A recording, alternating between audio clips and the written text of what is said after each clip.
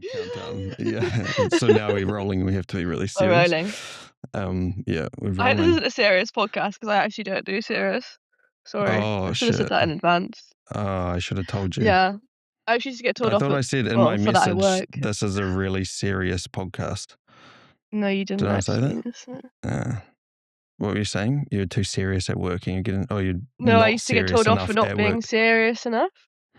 I Yeah. mean, in like corporate where they're like, oh, you need to like wear different hats, depending on which situation you're in. If you're like speaking to all these Yeah. like boardroom people, you need to be more like formal.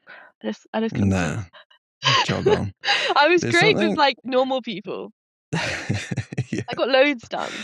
But when it Yeah. was serious, I just The UK culture, like work culture, is different though. Is it? There's like I noticed going from because I was in Wellington in New Zealand, moving to Manchester for a couple of years. The Manchester office itself wasn't too corporate, but the business structure itself felt more hierarchical, and I don't know. You'd have to make sure you really care for the higher stakeholders or the more important stakeholders. It's not like we don't care over here, but it feels like there's more of this like you're just a person too, and I'm just a person, Yeah. and yep, you're senior than That's me, it. but we're still both just people. Whereas there, I think it's a bit more Humanity. kind of panicky around Yeah. the hierarchy. It doesn't really feel like the real world. I feel like Oh no, everyone just thinks that like this is no, the thing. yeah. But that's what I And it's don't get when just people like say a manager comes in or they got a message from a manager and it like evokes lots of stress. Like this person is still just a person too. Like if you saw them outside of this context, say, I don't know, for your context when you're working in corporate, if you saw them out on a bike and they're trying to get on a road bike for the first time, like that's a totally different context. Like, For let me show you. sure. This is how you click your feet in and this is how you steer. Yeah. And Yeah, and I think that environment just creates like such an unhealthy like life, to be honest. Like I feel like it fills so many people with like stress and anxiety, but people don't talk about it like that much. no, But like as soon as I started speaking about how like, oh my God, like I'm so like anxious at work, it was like, oh God, me too. And then yeah, all of a sudden, like all these people come out and say like, oh, I'm so miserable, like I'm so stressed, this like I feel so on edge all the time. Yeah, it's just like considered normal to just put your head down and not talk about it and just like power through. yeah. It's so strange how It's like, crazy. work can give you a fight or flight kind of response, even though it's just Yeah, you just received an email or a message on Teams or literally. something. Like, how does that make your heart Yeah. race? I think it's because like I think about this a lot and like I've talked about this in my videos, but like this whole idea of like the fact that we don't like face fear anymore. Like we Mm, don't actually get scared. Like yeah, like we've actually got no real danger in our lives because we've like eliminated everything that could possibly hurt us. And so then it's like we've still got all of these like mechanisms in our body that mean that we need to, run away from stuff. And if there's nothing to be scared of, then we find other things to be scared of. And then all of our anxiety systems just go like completely like crazy because we think we're scared of a notification. I think basically the basics of it is that we are not designed to live in this world. Like, we are no not way. designed to be at a desk. We are not designed Hmm. to have, like, a manager telling us what to do all the time. We're not designed to be indoors all the time. Like, all of this stuff is a consequence, I think, of us living in a world we're not designed to be in, Hmm. But, ultimately. And then you go outside and you're like, but "Oh, lie on the yeah, grass," and you this feel is so what it's calm, and it's supposed like, to "I be wonder why." like. Oh, Yeah. And it's like maybe all because this new research is coming out about how good I it is to know. walk through the forest and there's forest bathing and people in Sorry. hospital recover quicker because when they're by a window than those who don't. You're like, wow, isn't this No stuff that shit, we already Sherlock. just like know? Yeah. Yeah. No, I actually saw a reel recently. I don't really like social media and like reels, which is ironic.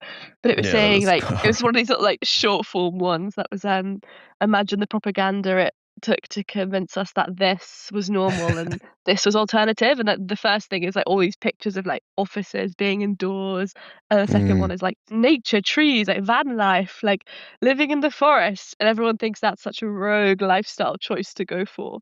Yeah, actually, that's pretty much what we're supposed to do. yeah.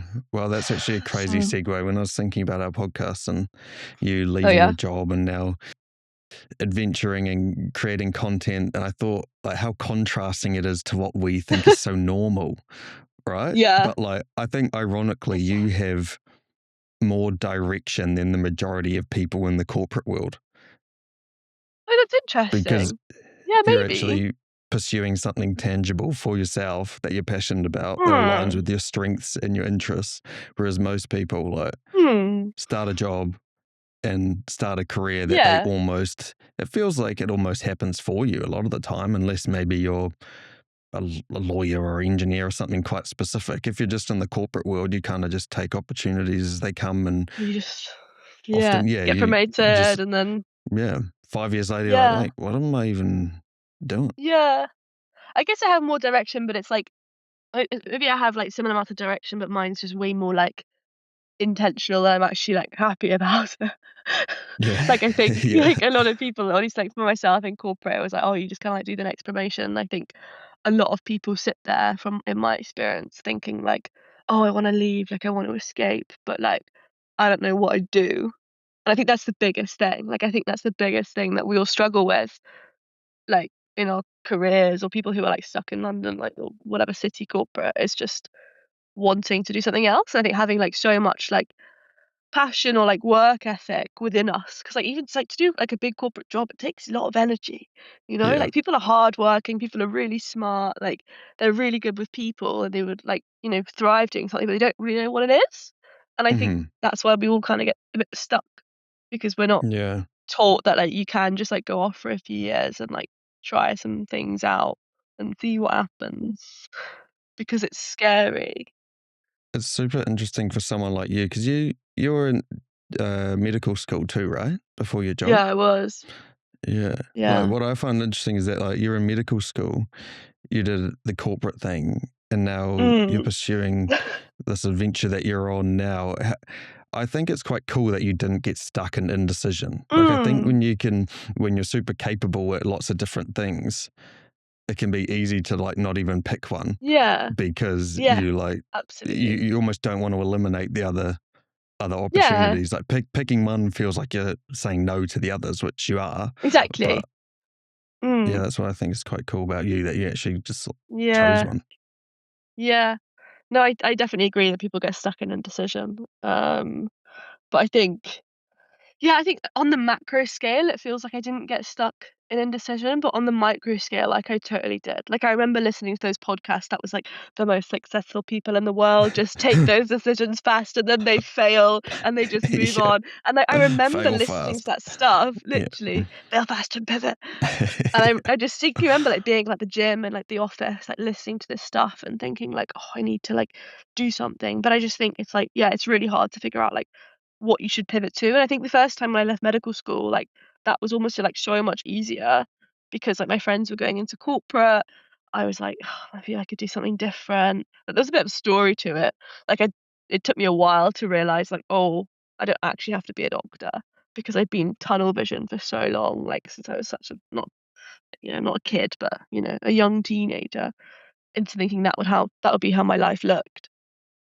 And so it took a bit of time, but nowhere near as long as, like, corporate, like, what do I do? Like, what Yeah. but I think that's it, like, I think something I usually say to people that, like, are stuck in indecision, like, just, like, pick a few things that feel kinda right, or, like, that you'd want to try, even if it's, like, you think it's meaningless. Like, "Oh, I wanna go and, like, travel around India." It's like things that just pop to your head, and then just, like, set up, like, a few months. So you could, like, set it into, like, your year into, like, 4 chunks, and then for each of those chunks, like, just go and do that thing, and, like, don't think about it, just do it. And then I Yeah. feel like your life just ends up expanding in, like, so many ways. Like, you meet so many people, you realize this, you do this, and all of a sudden your life just changes in a year because you've picked, like, 4 different things to go and try. And I think, like, that's honestly the only way you can pursue something, because Yeah. you're not gonna think your way into a better life, are you? Realistically, as That's much as true. we'd love to do that. Thinking isn't doing the thing. Doing the thing is doing the thing. Exactly. Yeah. So Yeah. But that's a really good piece of advice, I reckon, because when you consider a career change or pursuing mm, something creative or something different, I think yeah. it's easy to think that it's indefinite, right? Like if Mm, I choose this true. thing, that's what I'm going to be doing forever. but You're it's so not, right. you know? I think that's what Yeah. stops people from trying stuff is that, That's oh, if so I stop true. doing the medical thing, I'm going to Yeah. go into corporate and I have to do corporate forever. Well, nah, you don't. You could even maybe go back to medical school if you Definitely. wanted to, as an If you wanted example, to. you know? Like Yeah. putting a 12-week time frame or something on it like that, that's really good advice. Yeah, no, for sure. I was about to say something, I completely forgot what I was gonna say. Oh yeah, I remember like when I first like left my job and I was thinking about going into like influencing and content. I remember thinking like, oh, but what if I don't enjoy it? Like I'm not going to be intellectually stimulated. And like I remember like basically picturing like the end result of like this is the job. Like I'm an influencer and I could like I had a few influencer friends. So I could see what their life was like.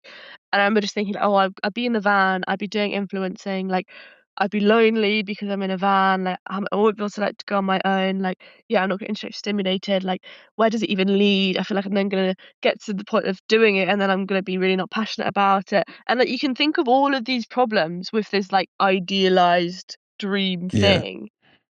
But like none of these things have been true, which You have is no crazy. evidence that you've Yeah, fully exactly. And fabricated like all of that in your head. exactly. And like you can Mm, hypothesize as much as you like, but like actually what you end up doing could be like completely different. yeah. And I think genuinely that probably did stop me for a while because I was just like, "Oh, is that the perfect decision?" hmm Like, What but I is just that? What is the perfect yeah, decision? exactly. And so, but now, like, I don't feel lonely at all. I feel quite intellectually stimulated sometimes. Yeah, wow. Yeah, I was Sometimes, gonna say on yeah. your videos, I do like how you're. It's almost like spoken word, like quite poetic. Mm. A lot of Yeah, I your, tried to make it a little bit poetic. I yeah, quite like the fact that like words match beats. mm, I find that like really satisfying. it's But like I a mean, it's not very cadence like sort of thing, mathsy, but it's like a little bit of a little bit of academia. something, a little bit Little bit of sometimes. academic stimulation. Yeah, yeah, yeah. I know, but also like putting stories together, like that hurts my brain. Like Like, the story that you're trying to tell in your video. yeah, like trying to Yeah. create like a narrative or like I don't know. I think editing. I am very stimulated. Like I sit there for like 12 hours and like hyper focus. Like Like dark room, just the no, monitor on. genuinely. Like 'cause also it's Yeah. like been so sunny in the UK. Like fast, I was finishing the Saudi video. But I can't edit it with, like, a bright screen, so I literally was sitting in my room with, like, the blind basically all the way with a crack of sunlight coming through, literally, Yeah. like, morning, like, sunrise till sunset. Yeah. Um, Time does fly by though when you're editing that way. It is yeah, so it does. stimulating. It's Yeah. so fun. It's tiring but fun. Yeah. Um, but yeah, it is I do find that it's actually stimulating, trying to come up with a story. What was it like for you posting your Mm. first video? Did you have any kind of doubt, Mm, or were you sort of yeah, like a bit embarrassed? Like, I don't know, who am I to put definitely. myself Yeah. out there? Like, what was it like for you Yeah, actually? Yeah. definitely. I mean, I think the context is that I've always, like, done a little bit of Instagram. Like, ever since Instagram first came out, I really loved it. So, like but it's always sort of morphed into different things. So, like, when I first started, I was a ballerina when I was younger. And so Nice. I used to, like, pose in the forest with, like, my tutu on and get my sister to come and take photos of me. Sick. Because I love this, like, artsy, like, just taking cool photos. And then Yeah. as I got older, I started doing a study blur account. So, like, basically, like, doing, like, photos of you studying which was when I was, like, applying to medical school. I ended up getting, like, 2,000 followers on this account. Wow, that's quite a I never, niche. like So you yeah, it was a studying, big you thing, though. take, yeah, Yeah, like there's a creative huge photos of community of you it. studying. Oh, Yeah, it's basically, like, motivation for people studying. So, like, I take pretty photos of my notes, do, like, time lapses of you studying. There were, like, study blur, like, YouTubers who would do, like, study with me lives, and they basically record them studying for, like, 2 hours, and then you just, like, study along with them. wow, I've never tapped into this Yeah. niche. That was honestly, studying Shit. was my life for, like, 5 years. Like, I genuinely was obsessed. Like, Hmm. so I literally wouldn't I would go on, like, my family holidays. It's actually crazy to think back now because, like, yeah, I don't know what I was thinking, but I'd go on, like, family holidays and I'd sit on the balcony and I'd be studying. Like, Man. And that I was that wouldn't to get into medical school? Or was that when you're in yeah, medical school? to get into medical school. Oh, yeah. So it was like I didn't go to it particularly at school. Yeah. Um And, like, I didn't get that much I didn't get any help really from my school to, like, get into university or to get into medicine. And so everything was done, like, off my own back. And I thank God for the internet, that the internet was around then because, like, everything I learned about how to get into these universities was from, like, the student room, like, these forum Yeah. pages that I, like, knew every single page off by heart. That's Um, interesting that hyper focus, eh? Like how you can channel that mm, hyper focus. yeah. Yeah. It's almost like I was you get really to obsessed. channel it into the stuff that you want to do now. I mean, it's not like you Yeah. didn't want to do that then, but it's like you Mm. channel into Yeah. this thing that you're No, building. definitely. And I think when you're actually building something for yourself, that's probably what I thought maybe I lacked quite a bit in, like, corporate. Was even when you're studying, you're still, like, building something for yourself because you're trying to get the grades for yourself, you know? So, like, then you've got this, like, portfolio of, like, things you can then, like, use that's, like, Yeah, currency. Whereas I feel like in corporate, there is a little bit of that, like, you are, like, gaining skills, but ultimately, like, you're working for someone else. You're building for yeah, someone else, and, like, the product doesn't end up, like, just being, your name to it that you can then carry into no. the future. And most I of the think time, that's the something that I skills you're struggled with. building, like the skills you're building in the Mm. corporate world are for the corporate world. Like Yeah, most of the for time, sure. there Yeah, might be some and there's, like, a bit of transferable skills transfer, to, yeah, yeah, yeah, but like for most sure. of the time, it's usually applicable to that context. Definitely, definitely. I think that's why, like, it can be, like, just really hard to, like, be motivated to do stuff. But anyway, I had a Study Blur account, and then I then became a power lifter, so then it was a powerlifting Did account. you? Yeah, actually, Damn. no, wait, between that, it was a vegan food account. Whoa, far out. I, This like, is had all sick. these little, like, things. Yeah. Yeah, I So were you a started, like, vegan this power lifter too, or not a vegan it was power called lifter? Laura's Vegans. Oh. Oh. That was Damn. actually the version before Laura Sports. That was, like, the Wow. final version before Laura Sports. Like, I Yeah. just kept changing the name. I think maybe I had, like, 2 accounts, I can't remember, but pretty much Yeah. just kept, like, changing the name of the What account. was your powerlifting career like? How did you find Actually powerlifting? pretty successful. Yeah, I Yeah. was a pretty good powerlifter. I mean, I did it at uni because it was, like, during COVID, I was really into, like, CrossFit, Mhm. and then my university didn't have a CrossFit society, but it had a powerlifting society. And so I was like, "Right, that's what I'm doing." And basically at university, in my 3rd year of uni, we, like, lived in this, like, really weird building. It was actually like an old prison or something. I don't know. It's It kinda was a creepy. bizarre time to be alive, like, because it was all in lockdown as well. So, like, we literally, like, yeah, Yeah.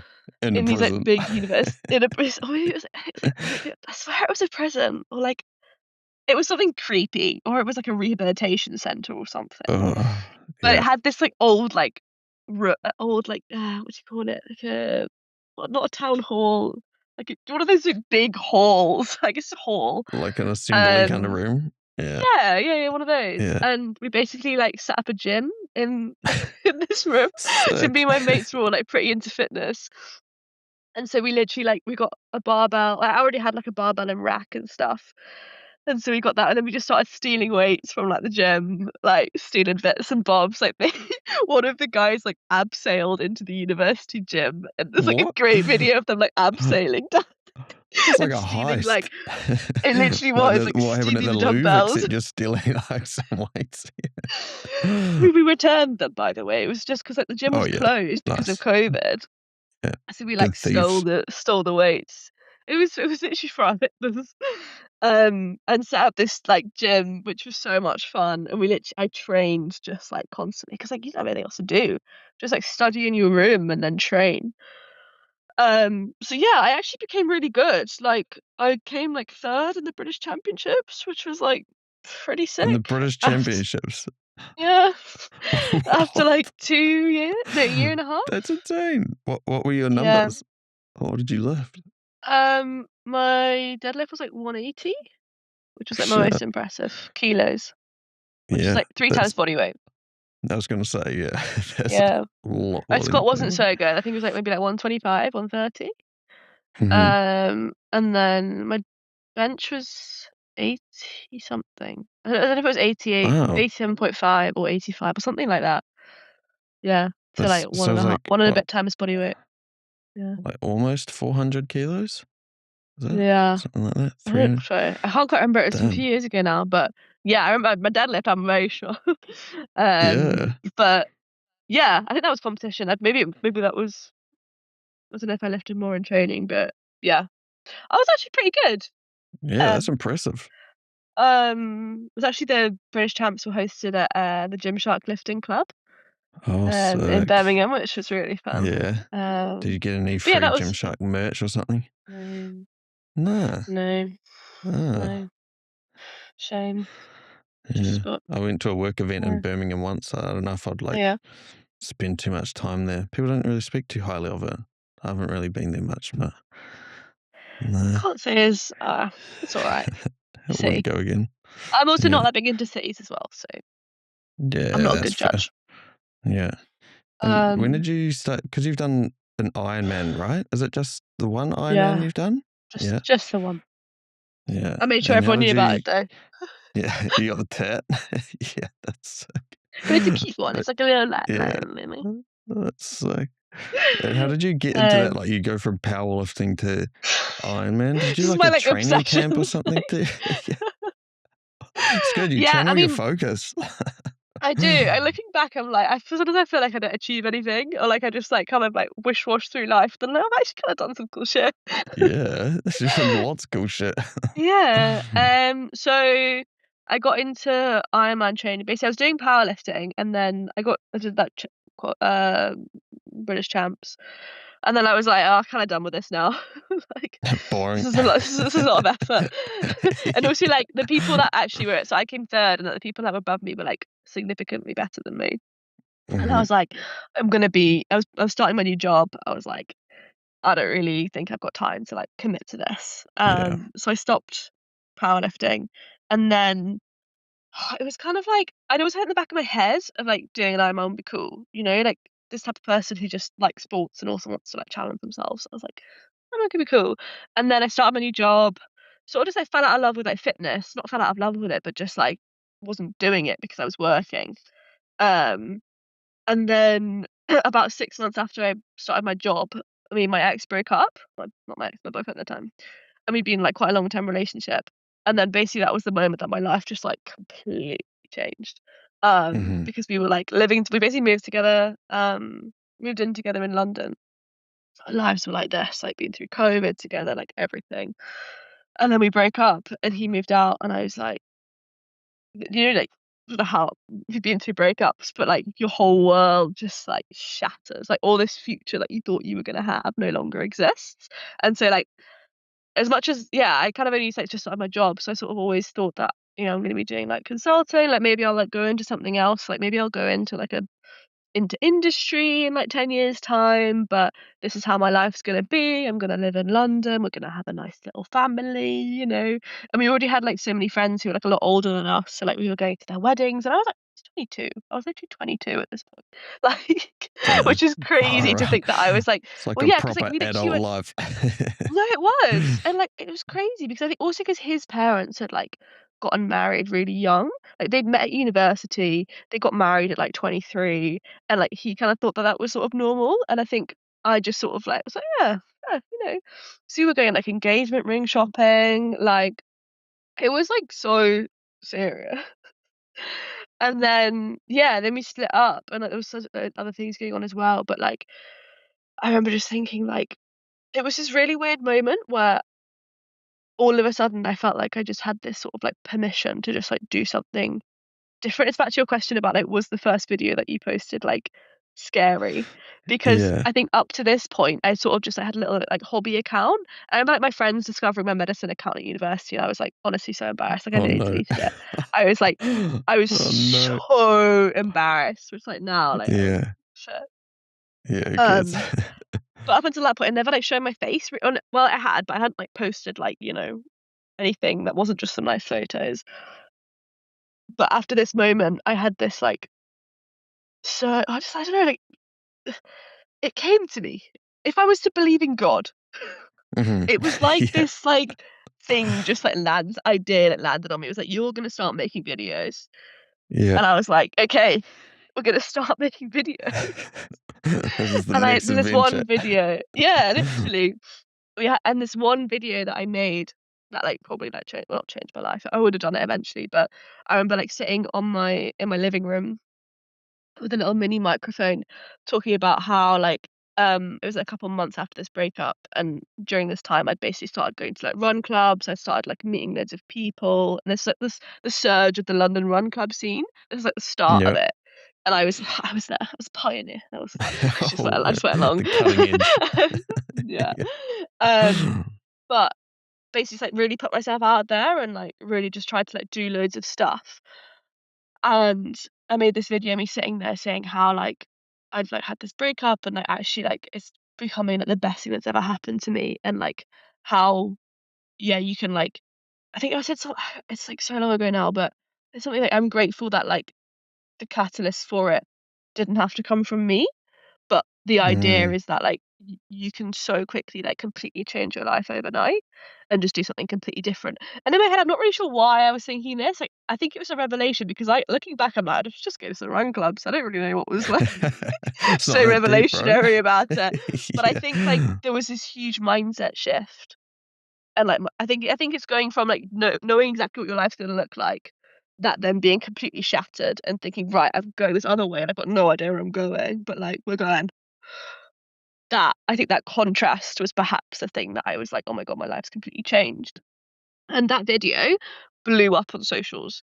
And, like, beforehand, I'd never, like, really posted those types of videos. I'd done a few little, like, maybe, like, it was, like, videos of me, like, lifting weights and stuff. But Yeah. it got, like, 200,000 views within a few days. And I got, like I went from Damn. having 600 followers to, like, 4,500 followers within a couple days. Had to delete the video because my ex was actually in it, and he, initially had no problem with No it. way. I don't know why I thought that was okay, like, to put photos Yeah, of him in sure, I my guess. video after we'd, like, broken up. And then Yeah, someone that's fair. commented, like, "Why did you have permission from him?" And I was like, "No, actually, I No. didn't think about that, but that's a really good point." Yeah, Anyway, yeah, he was yeah. initially fine with it until it started blowing up, and then he fucking started appearing on all of his friends' Instagram feeds, and I was like, "I'm so sorry. So Damn. sorry." Um, but so it isn't actually there. It's probably archived though, so I could probably find it. Anyway, that was, like, the first video that I posted, but back to your question, we'll get there eventually, 10 minutes later, was terrifying. I remember posting Yeah. that and I was, like, going out to, like, something afterwards and, like, just, like I had this idea to just film it and I posted it straight away and then just, like, ran out the house and I was like, "Okay, just gotta do it," and just to try to think about it. Yeah. But it was, slightly terrifying.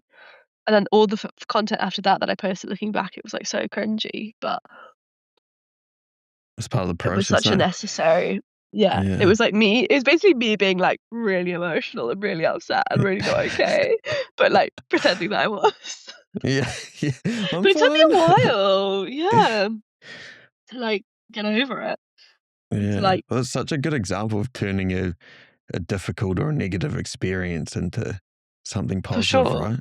And learning. Was it something that you sort of Definitely. actively worked through, like with any actual kind of strategies or approaches, or did you just like sit with it? Like, what was that process like for you between actually breaking up and posting that video? Uh, Because obviously it sounds straightforward when you articulate it in hindsight, but yeah, I think no, I think, like, I was honestly just, like, trying to stay busy, I think, was probably the only thing I did. Did lots of Mhm. yoga. Oh I went yeah, to the grass nice. quite a lot and cried. Oh yeah, Yeah, recommend. Yeah, yeah. it's good. No, I think actually, to be honest, like I think actually like creating and like I did a lot of like poems. I basically channeled all of my emotions, I think, into like creating things and like trying to make sense of what I was thinking and what I was feeling. And I think that actually like really helped. Because I've always also like when I was younger, I used to get called like that I was like really like cold hearted. Oh Like I wow, didn't have any emotion. damn. I know, it's a bit weird. Yeah. But I was like very blocked off to anything emotional. Like, I think it's also a bit of like a British thing. Like a lot of my friends have had a similar experience, or like them and their parents never talk about emotions. Oh no. Like my parents never asked me like that. I love my parents, but they don't. They would never ask me like, "How are you feeling?" Yeah, That sort of question. yeah, So, "Oh, what did you do today?" You yeah, know, yeah. or Exactly. like what are you gonna do about this? What should we do this? It's always like very like process oriented. Yeah. What are you doing? What have you done? And what are you doing next day? Yeah. Yeah. Yeah, exactly. It's never like, oh, how did that interaction make you feel? Yeah, true. That was never a thing. And so I think I was just, yeah, quite like cold Mm-hmm. and quite like I had a lot of I think probably a lot of like internal like repressed emotion Mm-hmm. that I think during that time was also coming out Yeah. of just like all this I was just like feeling stuff and like talking about how I was feeling and my parents looking at my content and they were like, "Are you alright?" You're all good. And I was like, "I'm not talking about it." Yeah. I'm not talking to you about this. We don't talk about feelings. Yeah, we don't talk about Yeah, feelings. yeah. So yeah, I think it was yeah, it was a time. It was like a Mhm. good year of like me trying to like figure stuff out and process and find my new kind of baseline Yeah. life, you know. Yeah. Um, that answers your question. What was your question? How did I process Yeah, no, that answered it. strategies for Yeah. breakups? I was wondering if you did like active things or it was like you kind of went with the flow. Mm, You answered it. no, I just had a lot of things. Like met a lot of people. Like I remember, like there was times I was like sitting on the sofa and like looking out the window of my flat, and like all these people were like coming past, and like they'd all been out drinking, and like they were just having a good time, and I was like, why am I sitting like crying on my sofa? Yeah. Like, what is this? And so I think I just actively tried to like go out and meet people because I'd also at that point only really had like my university friends and then some friends that like me and my ex had. And my university friends, like, obviously we got along well, but I didn't see them that regularly. Like, everyone was really busy. And then there's people from work, which I was like kind of colleagues with. And I didn't really have that many like friends, I guess. Or at Yeah. least like not like loads of friends. Um, and I found that actually like through sports and like putting myself out there, I ended up making like so many more friends. So I think it was more of a case of like trying to bring stuff into my life and then let's see what sticks. Um, and that was probably the way that I like dealt with it. So Also did therapy. oh yeah, nice. Yeah. Yeah. But that was also because I had really bad anxiety. Like this whole thing also coincided with like my whole like mental health issues in that like I hit like rock bottom maybe Hmm. like a month or so before we broke up. And then when we broke up, it then just went like I got so much better. Yeah. Because I felt that relationship wasn't great for me as well. So there's a lot of things going on. Yeah. It was a year. It's It was so a year. complex, Whatever eh? year it was. Like you talking about your Yeah. upbringing and then the current time and then other things that were also going on at the time. It was so complicated, man. And Yeah, to yeah, try for and sure.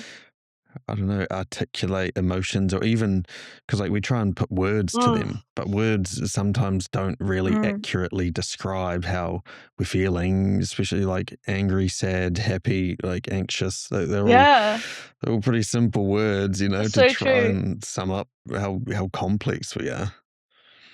And then to Yeah, even so I got this feeling, but I don't know what it is. yeah. And you put like one word on it, but you're like, oh, it's not Mm, really that thing. And then even knowing what to do in yeah. those situations, especially when you're so young too. Like now, like Yeah. this, you've got way more wisdom now. So if you went something through something Mm, difficult, you've got more tools to deal with it. Whereas when it's your for first sure. big breakup, man, it's traumatic. Like it's hard. Yeah. Yeah. Yeah, it is. Yeah, I mean, people don't teach you this stuff as No. well. Nah. No one teaches you how Nah. to, like, go through a breakup and deal with your Yeah. emotions. Like, Yeah. why don't we teach this in Yeah. school? Yeah. Fucking algebra. Yeah. Swap out algebra for relationship advice. No, but I do think, like, especially, like, in the UK, I feel like I don't know, I think it is probably just a lot of countries as well, like, we don't have, like, emotional and, like or, like, emotional, like, communication, like, literacy. Like, I think No. everyone's on such a different page with what they think is, like, a normal way to communicate with Yeah. someone or, like, a normal way to say things. Like, I see so many people's relationships, and they're, like, so, like, passive aggressive to each other or just, like, Yeah. aggressive, and there's so much toxicity in, like, relationships, and I, like okay, maybe it's fine for some people, but, like, I can't live with that. No. It just makes my nervous system go, like, haywire, Yeah. and I suspect it's probably doing the same thing to them, Hmm. but they don't realise because they think it's normal because it's been modelled in their relationships. They see other people do it, Yeah. and, like, we need to stop normalizing it. But, like, how do you do that? Because everyone's got a different social media algorithm. Hmm. So you can't do it online. Everyone, like, chooses to consume different content. So, like, how do you standardize that? And it's like education and, like, school. So, why don't we have, It's like you how know, to have hard emotional conversations. stuff? Yeah, we call it communication class. Yeah, How yeah, do we do yeah. that? Not And it business includes communications, emotions, like includes, human yeah, communication. actual human connection, Yeah, human communication. yeah, yeah. Petition. Yeah, let's get it Not that I'm ever started. gonna action that Yeah. because I'm not selfless enough, but That might be the next thing, I reckon. the Human next communication. Let's hyperfocus. go. I've been listening to this Maybe. podcast. It's a modern wisdom one. Mm. I forget his name, but he's that Mm. lawyer dude, and all of his content is about how to Yeah. have hard conversations. And it's so funny, exactly what you said. Like having conversations, you generally Mm. have them the way that you were modeled to have hard conversations. Yeah. So whether it's your parents or adults growing up, if they, I don't know, they shrug it off and they act like it's okay when it's not okay, or they just scream and they Yeah. yell, the two different ends of the spectrum. That's generally how you'll do it Yeah, too, because for you're like, sure. oh, this is what you do Absolutely. when things are tough. Whereas you can actually get better at hard conversations by like, actively Yeah, trying for to sure. get better at them. Eh? No, sure, and I think, like, I'm so grateful because like, my ex was, like, so good at, like, communication, and Mhm. he'd, like, been just taught how to do it so well, where as you described, the person who would just, like, be passive aggressive or like, "It's fine, Yeah, it's all good. fine," and then just, like, storm off. I'm completely fine. Slams the door. And, like, I'm actually so grateful for him, like, obviously stuff that didn't work out and, like, we weren't, like, like, great for each other in the end, but, like, he, like, really was, like, very patient with me. And, like, teaching me how to communicate and, like, very, like, soft parenting. Like, "I love you," like, "This is why I'm saying this," like, I can't read your brain," like, all of this stuff. Yeah. And I ended up becoming, like, infinitely better because he's the only person that's ever taught me, that my Mhm. parents ever taught me. Mhm. School didn't teach me, and he taught me. Yeah, yeah, yeah. And then now I feel like in my other, like, relationships, like friendships, I'm then able to, like, be that for other people, Yeah. Yeah. which is kinda nice. Yeah. Yeah, it's a skill. Um, Well, that's another silver lining. it is. That's good. Yeah. No, Yeah. it's I'm very grateful for, like, everything, Yeah. but sometimes it's hard. Oh yeah. Yeah, definitely. Uh, All right, let's pull it back to Laura does sports. So you did some powerlifting and then oh, yeah. oh actually sorry, before we do that, I had one thought. When you said about how this thing just came to you to start videos, that's so funny you say that because I've Yeah. heard that from like musicians and artists and creators. Some Yeah. people describe it like we're an antenna or a receiver, or things just somehow come to us. Like sometimes people don't even necessarily take credit for the song or something because, well, it Mm. just came to Yeah, me. But I see that. yeah, I don't know if we want to go into that. Yeah, I just that's, like, want, so true. yeah. Yeah, I think, like, like, growing up in the whole, like, YouTube thing, I think it's quite a common dream. Hmm. Like, I think so many people when you're younger, like, I grew up watching YouTube, Yeah.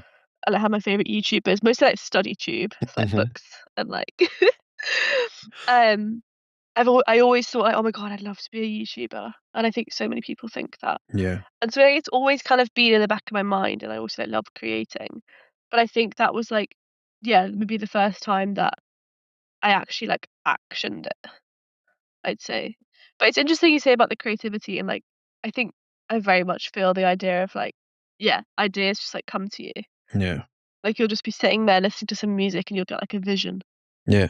Which, I don't know where it's come from. I just had this idea and then I just went and executed it because it just sort of appeared. But I think I don't know, maybe loads of us have, like, these ideas, but we never, like, execute them. Like, how many ideas do you have during a day? Like, you're probably just sitting there like, "Oh, I could do this, I could do this, I Oh could," yeah. and they all just sort of like, "Doo, doo, doo, doo." Yeah. Do you think it's because we're maybe not under any pressure to execute them? Hmm. Yeah, I think it's probably back to the indecision thing of, like, it takes a lot of energy to go and, like, action something like that. To, like, take a little idea that you've had and then go and actually, like, make something. And I think oftentimes you probably just think, "Oh, that's, like, a waste of time." Yeah. Or, like, Or what they're or you kinda scared. do it. You maybe, like, you're really caffeinated, and you're Yeah. like, "Oh, Oh, I could" man. After that first and then, like, a coffee, couple like, hours later, you're like nah. no, honestly, Yeah. you could take over the See? world with the coffee. Yeah. That, like, 45 minutes post-coffee, that's, like, should be the working window, This is eh? me right now. Yeah. You're like, "I'm on. I could do anything." See, it was too early for the coffee, so I'm Yeah. not feeling it. Ah. Maybe later. Yeah, that's when you gotta chase it down with Um, a second. second coffee. Yeah, you just chase the dragon 3 with the coffees, no caffeine. lunch. That's my secret to editing. Oh, man. Yeah. Anxiety up, but Just so editing is also caffeinated. up, I reckon. Definitely. It's a state. Yeah. Um, yeah, I think so many people. I think we just, like, don't we've got all the ideas, but, like, to actually, like, put something, turn it into, like, a reality takes so much energy. You think that, "Oh, what's the point in that? It's not gonna be good." Like, what's the point? Where's it gonna lead? And it's like you kinda, like, think about all the possibilities or, like, what actually happens at the end of it, and then you just, like, stop yourself from doing it because it feels like such a big thing or, like, there's no point to it. But actually, I felt that's the thing that we should go and do is, like, just follow these random little thoughts that we have and, like, "Oh, okay, I'm gonna make, like, a random thing today." Like, "Oh, that sounds fun." And, like, yeah, it might be pointless, but, like, you've channeled something and you've at least, like, done something, and I think that's, like, great. Yeah, and you would have learned more Like, you've from at actually least trying that thing than just to, I don't know, another absolutely. night Yeah. watching TV or another weekend gone by where you're sleeping and Yeah, you're not doing much, exactly. you know?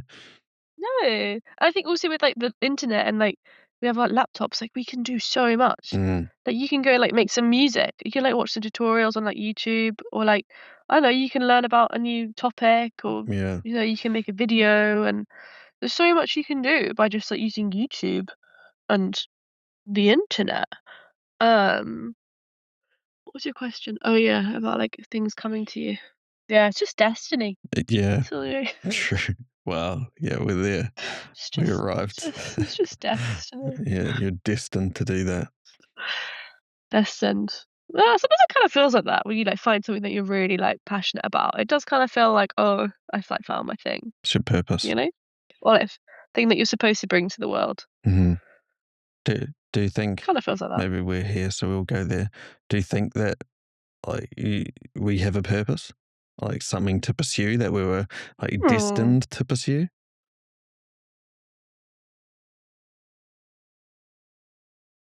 I think that kinda goes to, like, it's, like, a very spiritual question, isn't it? Yeah, spiritual but not religious. Yeah, spiritual, not religious. Do I think we have a purpose? Um, I think everyone will have a thing that, like, will, like, set their soul on fire, I think. Mm, And I think trying to find that is maybe the purpose or, like, the point. yeah, Like, trying to find the thing that is like, "I'm so passionate about this." Like, even if it's not necessarily a job, like, I don't want people to think, like, their purpose or whatever is, like, it's gotta be, like, your career, it's got to be your everything. But, like, someone's, like, so talented at, like, I don't know, making, like, cool spoons. That's cool, yeah. Like, finding that thing that, like, just you're so passionate about, Mm. I think is maybe the point. Where does that come from, eh? Yeah. Uh, Being so interested in such a niche. Yeah. I don't think I can answer that question. Nah, neither. It's more Human hypothetical, but Yeah, biology, I don't know, more than a simulation, so yeah, yeah, it's true. like what Maybe we've we're been just programmed. programmed. Yeah, exactly. We're probably all Programmed. No, AI it's so agents. cool though. Yeah, literally. I was having an existential crisis about this other night. We were literally lying on the grass looking at the clouds being like, that thing that Elon Musk said about how, like, if, like, technology progresses at this rate, like, the chance of us being in simulations, like, basically, like, 100%. Uh, But then what do you do with that information, right? Like that's what I have a don't little, get. like, freak out, and then you're like, Yeah. Like "Okay, if it's fine. We're not in a simulation. We're not in a simulation. Okay, cool. Like, back to yeah, normal." if we were in a simulation right now, would you live any differently? Like if you knew you were in a simulation, I just don't think you could. I would. Yeah. We studied You the wouldn't. first Matrix at high school, and Yeah. like one of our, Mm. like, I think it was like year 11 or something. And that's obviously the whole Mm. idea of the first Matrix movie is that they're in a Yeah, simulation. yeah, yeah. So you like have all those conversations, Yeah. but like even if you had the knowledge you were in Doesn't change anything. nah, like you still have to eat food and drink water and have Yeah. somewhere to live and Like you still feel Yeah. stuff. I don't know. Yeah. I still feel like a human. Yeah. What even is a human? Yeah. For a simulation. I don't know. Wow, It man. really freaks me out the more I think about it. Yeah. It makes me, like, really question, like, everything about the world. Like, I always think, like, my brain is just, like, too small to be able to comprehend what actually exists, you know? Oh, yeah. Like, I've just got a tiny little, like, ball of cells in my head, We can only and, like perceive what we're designed to perceive. exactly. Which is probably quite limiting. Yeah. And maybe it could be more if we had the ability to expand it, but Yeah, exactly. maybe the government doesn't I want think us it's to do really cool. that. Government. It's always the government. Kind of a joke, but probably kind of true at the same time. Yeah, I don't know, man. I Yeah, don't know. that's a bit much, isn't it? Should we just talk about biking and stuff like that? Like road cycling and stuff? Yeah. Do you wanna go to the toilet first? Yeah, you could do that. Oh, I know. Have you taken your jacket off? Yeah, it's really warm. It's been so cold Okay. lately. It was like weirdly Oh, you know it's warm. different. Yeah, my jacket. Simulation. I've called it. Did you say you didn't say hoodie in the UK? Hey, is it Yeah, like if it's got a hood. a hood? Did you say hoodie though? If it's got a hood, Yeah. yeah. Hmm. A jacket would be like if it's I'd say a jacket's more like formal. It Hmm. doesn't have a hood. Well, it could have a hood. It's more of the material. I thought it would be more that it comes apart in the middle. That's a jacket, right? Yes. Yes. I think you're right. Yeah. Yeah, yeah, yeah. So that's staying in. Jacket. Yeah. Yeah, that's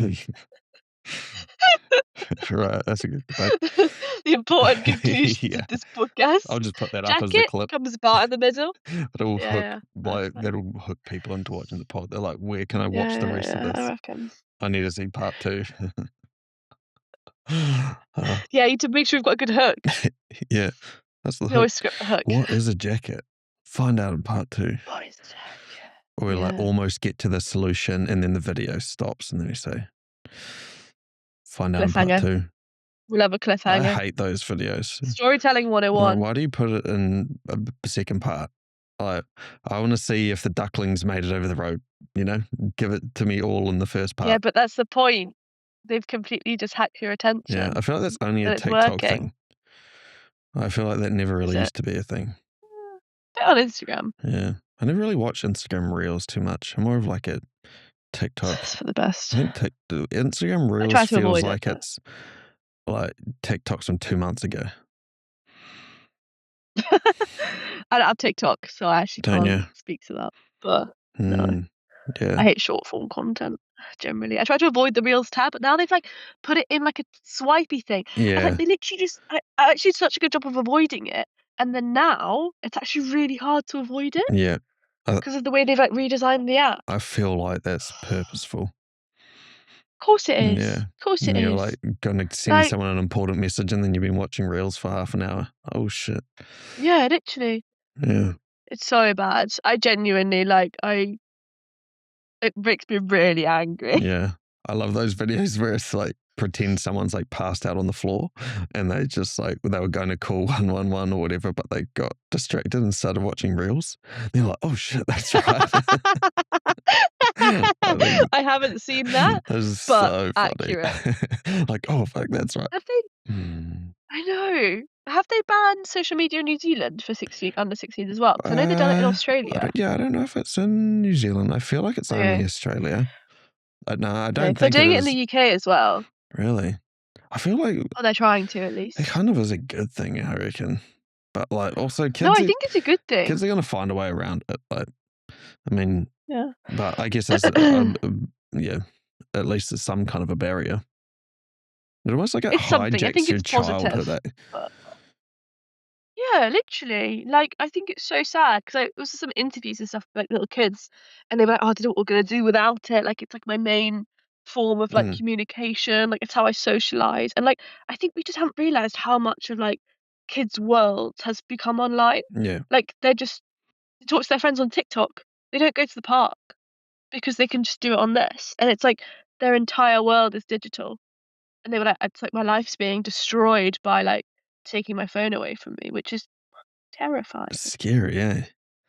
I remember So scary. growing up, I you would think it's a have good to, thing, but I just growing up, you'd have to call your mate's house to see, hey, yeah, is Caleb home? yeah, Yeah, or then just knock on the yeah, door. or you just bike around and turn up.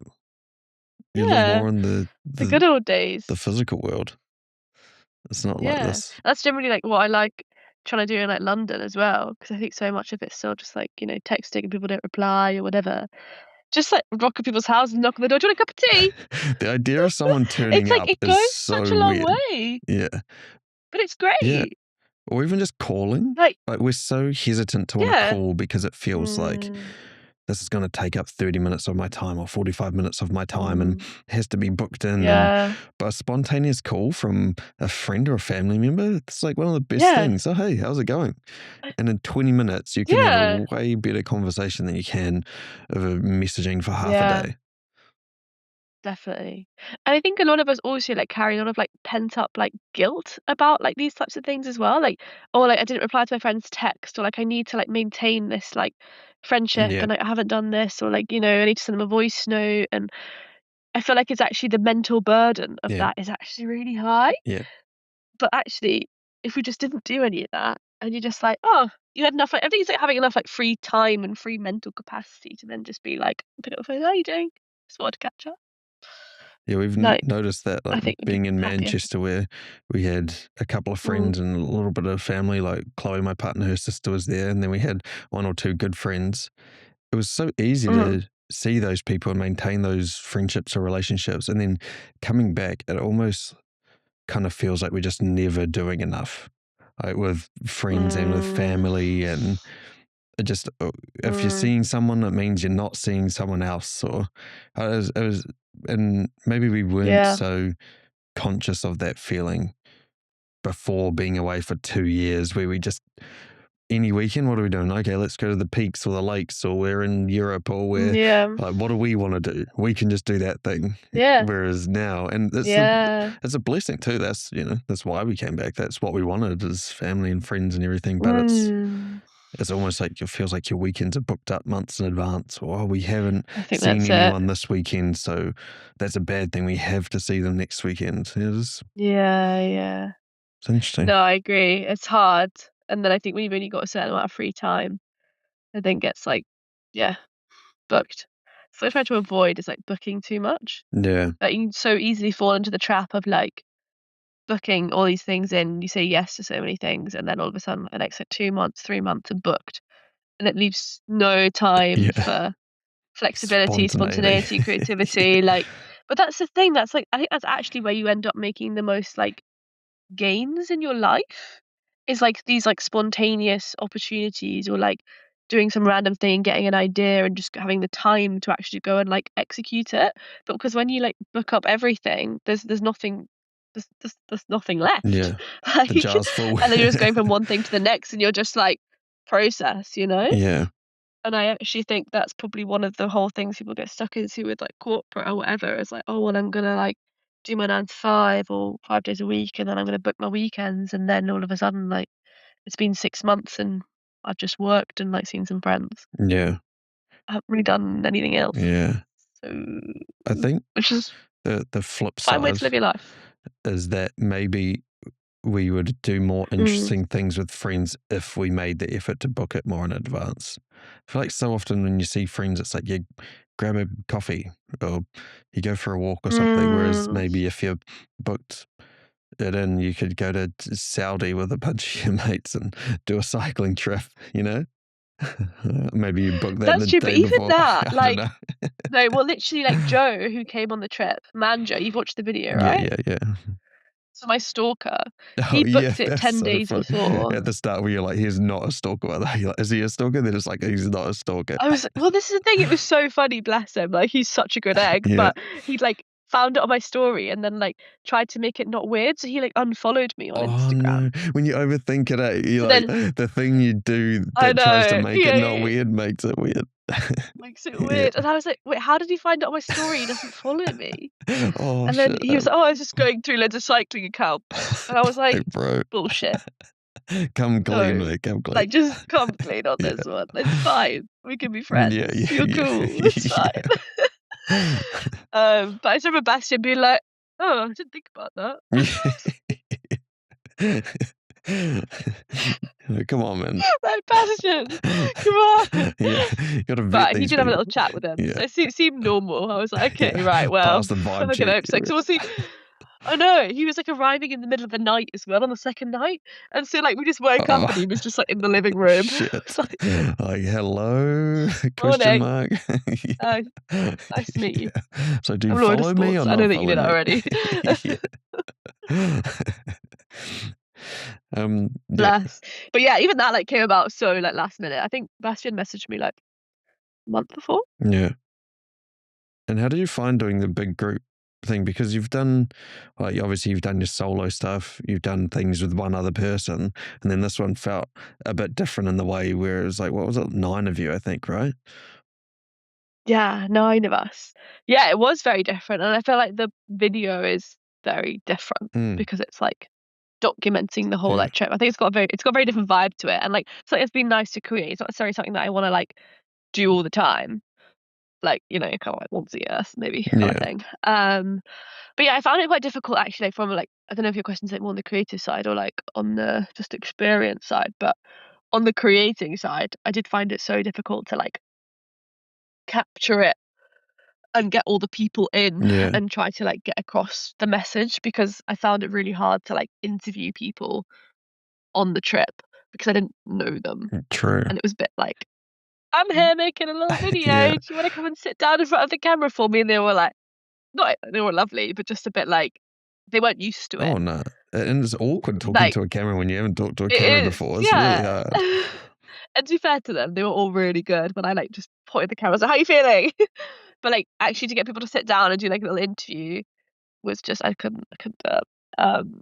So it ended up being kind of, like, filmed in hindsight with me and Bastian, like, speaking, and then, like, people had, like, voice notes that I'd, like, put over the top. I reckon you did a So it good was yeah, it was job of quite a hard including story people. to, like Like, it didn't feel like I've yeah? watched similar things before where maybe it's a running thing and it feels like you're watching one person who's with this other group of people also doing Yeah. this running thing. Yeah, Whereas, like, for you in that video, it definitely felt like all of you were doing this cycling thing. It wasn't like you're with a definitely. group of people doing a cycling thing. Like, I think you Yeah. incorporated everyone really I think well. that's what I wanted to yeah. I wanted to try and do because I could have done it the other way. I could have been, like, my vlog of the Mm, trip, but I think I wanted, like, everyone to be involved and to just, like, make this cool, I yeah. don't know, vibe, Yeah, the outfit part was and crack not up. just me, like, yapping. Yeah, the way you guys are, like, trying on your So good, outfits. wasn't it? I thought that was so funny. Do your And there was, like, thing. some secondhand shorts. I was like, "Yes." I was like, Yeah, "Surely yeah. someone has, like, a real cheap outfit that they took." Then Yeah, yeah. yeah, yeah, so some random old jersey Yeah, somewhere. yeah. Gone down to the It's op like the shop or contrast of me being like, "Here's my lab pants yeah, jersey with, like, my new bibs." yeah.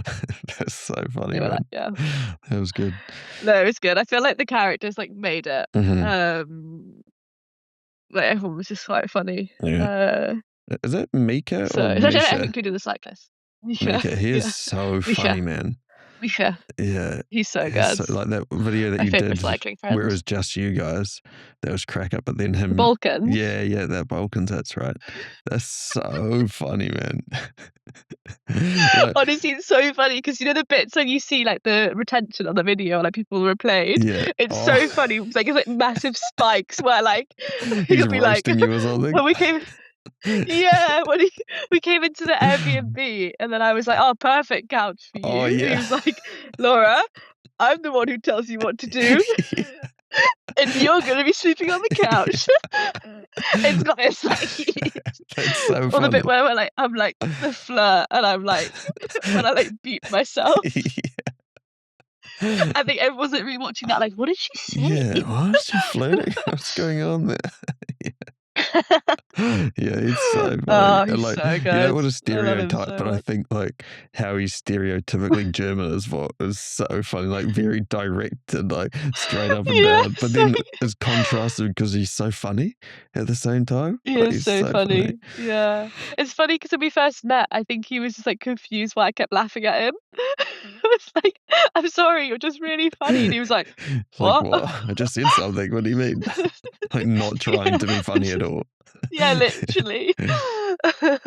But I think he's maybe been around more like British people or whatever now that he realizes that like he's actually really funny. yeah. 'Cause maybe he's not as funny in German. Yeah, true. Yeah. Like when I first met him, we went to. I don't know if you watched the France video. Yeah. Were you following the Yeah, because that's when I. women's tour, right? Yeah. Yeah, because that's when I first met him, and we literally met for the first time when he picked me up in Calais, Oh, yeah. and we drove to the Tour de France fan. That Yeah. was the first time I'd met him. That is crazy. What And did then you he like? like brought Were this you snack DMing or bag. something? Like, how did you? Well, no, he literally just messaged me on it. It's actually like such a fun story because he was getting nose surgery. Oh, yeah. Like what? He was getting like his Reconstruction? inside like nose. No, like you know, well, like the internal nose surgery that I Oh, feel like to most be of able to us need breathe. because like yeah. Yeah. 'Cause Yeah. I've got blocked nose Nice. all the time. But, he was getting that done, and then the day after, like, afterwards, he was just really high on meds. So he was a bit out of it, and, like, laughing gas and stuff, and he was scrolling on Instagram, and he came across this reel, and basically his friend Laura had just moved from Germany to London and had started doing, like, running Instagram. And in his head, in his weird state, he basically thought that I was her.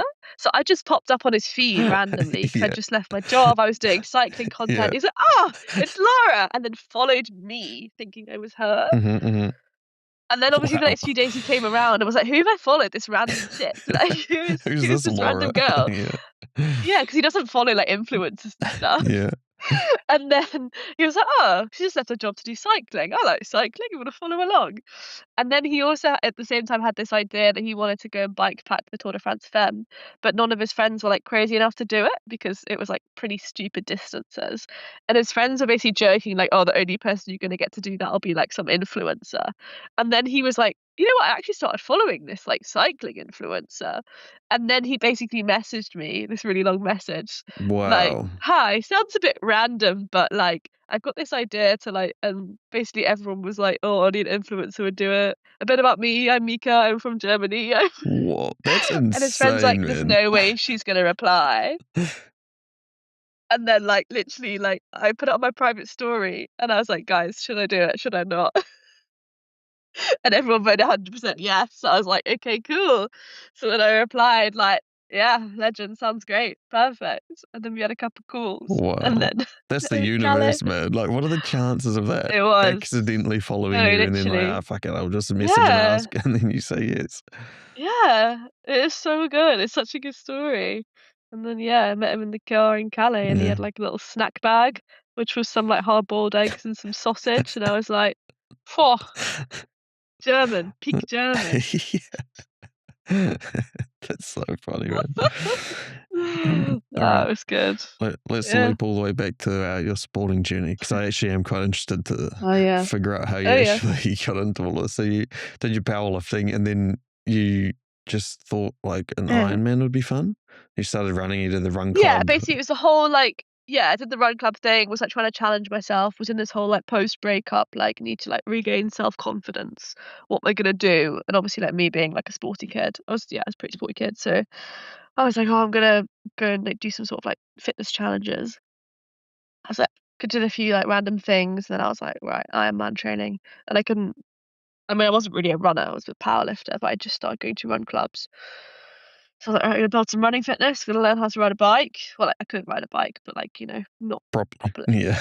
Um, I couldn't swim, apart from, like, being able to keep myself afloat on, like, in the pool?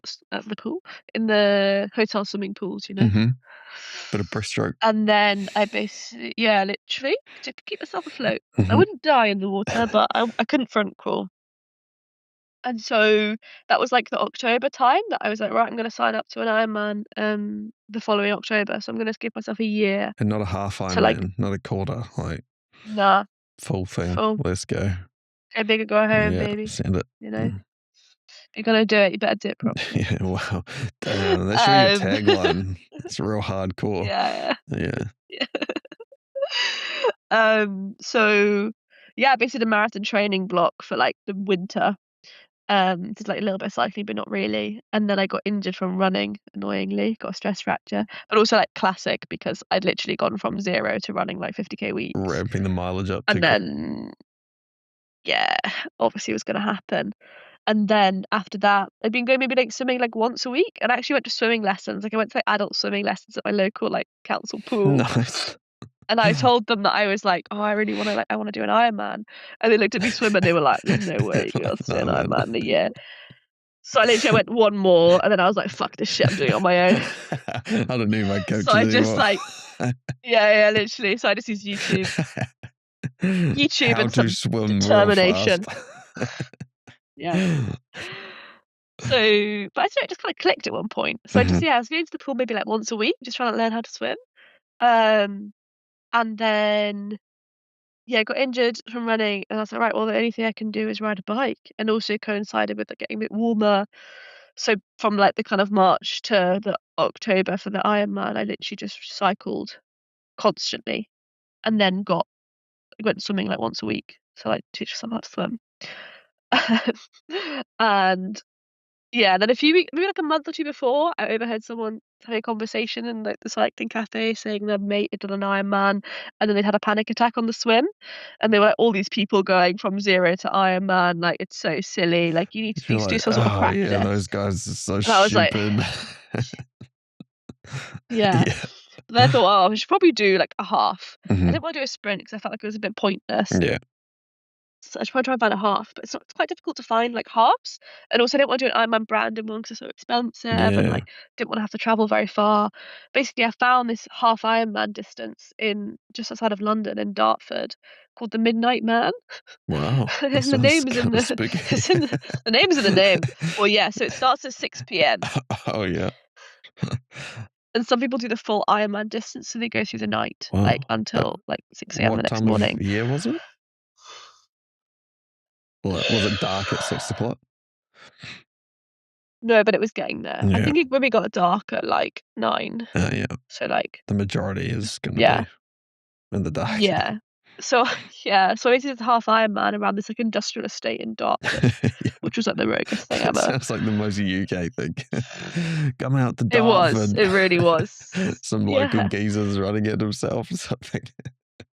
No, literally, and the whole like, we were literally running around this, like, back alleys in Dartford, and I was like, there was no, like, marshal on the course. I was like, "It's kinda dangerous," 'cause also we weren't allowed phones 'cause it's a triathlon. Oh, yeah. I was like I sent them an email afterwards. I was like, "Look, I loved your event, but, like, I'm not sure this is particularly safe." Mm.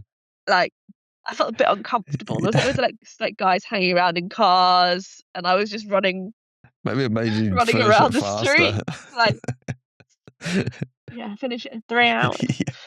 Yeah. Um, so yeah, that was a bit bizarre. Good experience though. Mhm. And then, yeah, like a month after that, I did the full Ironman in Barcelona and just raw dogged the run.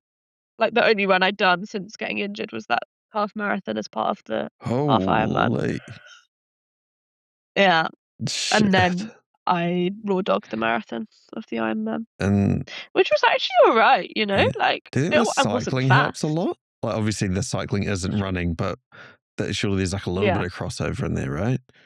yeah, I But think so. I think running, I because it's built a quite a bit full of marathon, eh? endurance. Like 42 Ks. Yeah, That's a long way to yeah, run when you haven't really run. yeah. Honestly, my fitness was fine, it was just my feet. My Yeah. feet were really sore. Yeah. Makes sense. They kinda just went numb, Mhm. which was good. When they went numb, that was good because I couldn't feel them anymore. Yeah. Couldn't feel I the was like, stress "Cool, fractures in your feet. okay." Yeah. Yeah. But yeah, and I haven't really run since, to be honest, because I was just like, ugh, kinda like the cycling part. Like, this whole, like, 6 months, I just got obsessed with cycling. I was cycling so much. It's kind of a coping mechanism. Also enjoyed it. Um, and yeah, I think that was I did the Ironman, and then after that, I just kept continuing cycling, and then I think was it after the Ironman that I went on? Was it after my Ironman? I can't remember if there's like a year in between this or not. I get a bit lost with the years. No, it wasn't. I think I had maybe had like 6 or 7,000 followers at this point because 'cause I'd like had this like 4,000 from doing my like breakup stuff, and then I started doing the whole like triathlon thing, Ironman training, I gained like a few more thousand followers. Especially when I did the Ironman itself, I made a few reels about it, and everyone was like, "Oh my god, Inspo. inspirational." Yeah. Um, yeah, and then I just started doing a lot of chaotic stuff after that. Like, Yeah. I basically went on, like, a Hinge date with a guy and then ended up, like, going on triathlon training camp with him for our 3rd date Wow, that's a and put that pretty that's online, a sick third and date. that one did really well. Yeah. Yeah, it was sick. I had a great time. We had this, like, fucking, like, massive villa in Calpe. Oh shit. I brought my friend along with me too. It Yeah. was great. It's like a triathlon party. But, like, put that on Instagram. Yeah. It was. It was. Um, and yeah, that, like, reel started doing well, and I kinda started doing, like, chaotic things. And then at that point, I then took a month off work to go to Cape Town because I really wanted to start doing YouTube. 'Cause I've had, like, maybe, like, a year of doing Instagram at this point. It wasn't really necessarily going. Like, I think, to be fair, I think maybe at this point I was at about 10K followers. Mhm. I'm just doing, like, random stuff. And I was like, "Oh, I really wanna do YouTube. I wanna make, like, cool, like, cinematic stuff." So I took a month off work, went to Cape Town with the sole intention of, like, making YouTube videos. Made a few YouTube videos. The first one I made really popped off. I made a couple before this, but, like, just little short ones. Maybe, like, 2 maybe before this. And then first one popped off, and I was like, "Oh, maybe I actually could do this." And then, yeah, I had such a good time in Cape Town, just, like, went on my own, explored, met Mhm. people. And then I came back to work. Oh, also, I'd moved out my flat at this point. I just had this series of chaotic, it was like, you know, a series of unfortunate events? It was like a series of One chaotic thing events, after another, was eh? basically how I'd probably describe it, yeah. I was sitting, like, in December after, like, my Ironman, after this, like, I'd been on this, like, Hinge date, I don't know, and then I was like, "You know what? I'm just gonna hand in my notice at my flat. I'm just gonna do it." Fuck It was it. like this impulsive Yeah. moment It just where I came was to you, like, see? "If I don't do it now, I'm never gonna do it." Like, Yeah. I remember sitting in this cafe in Hammersmith, and I was like, Yeah. "I'm just gonna do it.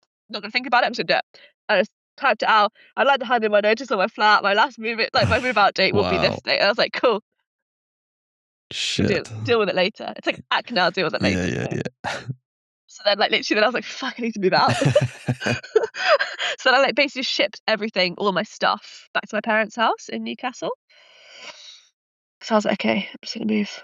I'm just gonna do it." And then I had, like, I don't know, my bike box and a backpack. And what took you Good. to South Africa? Like, how did you decide South Africa? Um, well, I was originally, so I kinda had this thing where I take, like, a month off every year from work. So I had, like, Mhm. unpaid leave. And I also spent too much money on my credit card that I got, like, one of those, like, VA reward flights. Yeah.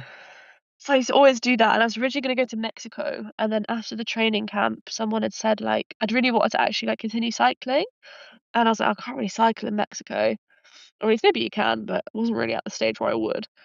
And then my friend, or someone I met on training camp, was like, "Oh, maybe, like, you should go to Cape Town. Like, there's actually a really, like, up and coming cycling scene there. It's hot, like, you'd really love it." And I was like, "Oh, cool." So I rang up BA and was like, "Can I change my flight to Cape Town?" Yeah. And they were like, "Yeah, go for it." So I changed my flight. Um, and yeah, just ended up there. Yeah. Wow. Series of Yeah, chaotic your events. videos that I've watched, your ones from there, they look sick. Like all the Yeah, they were first one cool. actually that came up, how I found you is Mm. me and Chloe, we always watch YouTube in the morning, like while we're eating our breakfast Oh, before we yeah. like go to work or whatever. And Mm. we're quite into like outdoor kind of content. So your South Africa solo Nice. video just got suggested to us. We were like, oh, Which one? The recent one? yeah, yeah, Yeah. um, Oh, nice. Oh, yeah. so you only found me on that? Yeah. Nice. So that one, Yeah, that yeah, one you popped just off. literally got suggested, and we're like, oh, like a female solo cycling around South Africa. We're like, this sounds kind of crazy and cool. Let's watch it. And then, Yeah. Well, that was the yeah, second time I went to Cape Town. That was, like, this year. yeah, and then This like was since last year. then, obviously, because we organised a little pod, I was like, I should Yeah. probably like watch all your other videos to like get some more context. But yeah, your original Yeah, got a fan. South Africa ones, like I think there was maybe one of those Um, ones where you said, "Oh, my last video's got 10K views. I think this, I could actually do this thing." yeah. Oh god, I Uh, hate this. I also But feel so cringy, but but yeah. what's crazy though is that like you've got multiple videos now over like 100K views or something, and like it shows Yeah. you that everyone who has gotten to a point or has made it, quote unquote, however you want to say it, like Mm. went through a stage of not knowing.